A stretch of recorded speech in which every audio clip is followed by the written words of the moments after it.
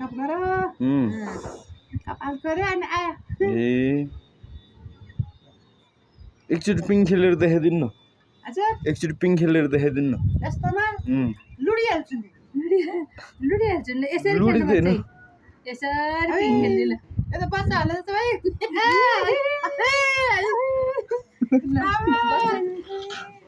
बच्चा जस्तो नै हुन्छ बच्चा जस्तै खेल्छ रे ल चुड्दैन यो त बलियो छ नि काठको हो र साथीको घरमा आएको बल्ल बल्ल अनि ल ल साथीको घरमा आएको अरे के खाउने के खाने त मतलब भेजिटेबल मात्र टेबलमा बसेर खाने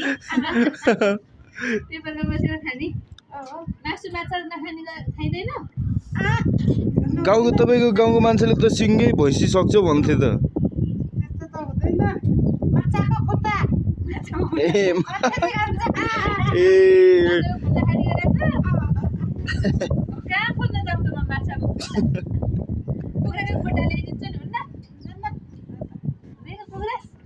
राखेको खुट्टा हुँदैन माछाको खुट्टा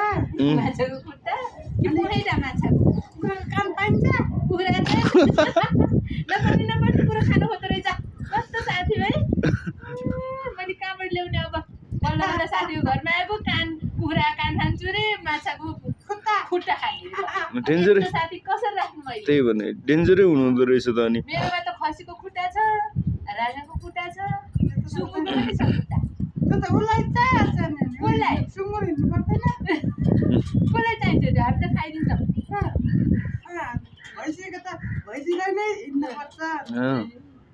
केही नखाने पार्वती कुमारी रहेछ हो रहेछ। कुमारीको घरमा आएको अनि तपाईँको शिवजी चाहिँ खै त अनि हजुर शिवजी शिवजी मन्दिरमा शिवजी मन्दिरमा छ मन्दिरमा बसिरहेछ शिवजी ए त्यसलाई ल्याउनु पर्यो होस् नल्याउने छोडिदिएछ अब ए छोडिदिएको कहाँ सुनेको तपाईँले त मान्छे पोलेर खान्छ अरे त त्यस्तो देखिन्छ त मान्छे बोलेर खान्छ अनि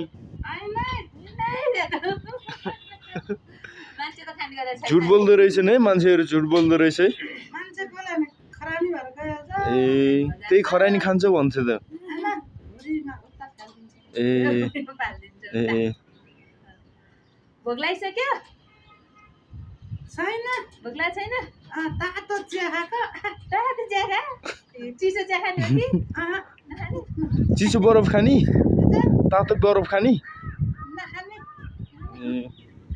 के खानी त के मनपर्छ तपाईँलाई